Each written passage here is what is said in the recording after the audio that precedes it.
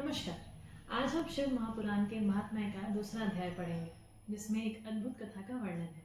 इस अध्याय में एक ब्राह्मण देवराज की कहानी सुनाई गई है, जो अपने पापों और दुष्कर्मों के बावजूद शिव पुराण की कृपा से मोक्ष प्राप्त करता है। आइए इस कहानी को गहराई में सुनते हैं। अध्याय 2 में शौनक ऋषि सूत जी से पूछते हैं कि कलयुग में कौन से पापी लोग शिव पुराण की कथा सुनकर पवित्र हो सकते हैं और मोक्ष प्राप्त कर सकते हैं।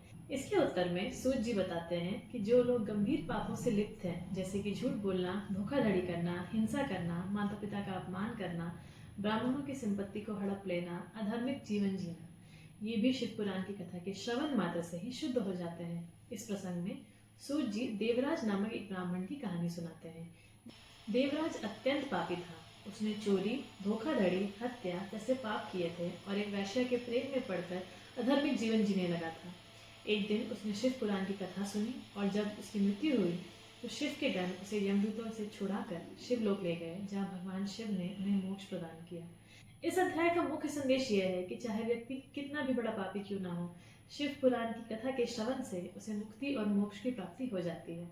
शिव की कृपा असीमित है और उनका पुराण सबसे पवित्र ग्रंथों में से एक है, जो संसार के सभी पापों का नाश कर सकता है। इस तरह देवराज जैसा बड़ा पापी भी केवल शिव पुराण की कथा सुनकर मोक्ष प्राप्त कर सका। यह कथा हमें सिखाती है कि चाहे व्यक्ति कितने भी पापों से लिप्त क्यों ना हो, शिव जी की कृपा और उनके पुराण की महिमा से ये मोक्ष प्राप्त कर सकता है। शिव पुराण की कथा कलयुग के लोगों के लिए उद्धार का सबसे आसान और प्रभावशाली मार्ग है। अगले अध्याय में हम और भी रोचक कहानियां पढ़ेंगे। तब तक के लिए हर हर महादेव।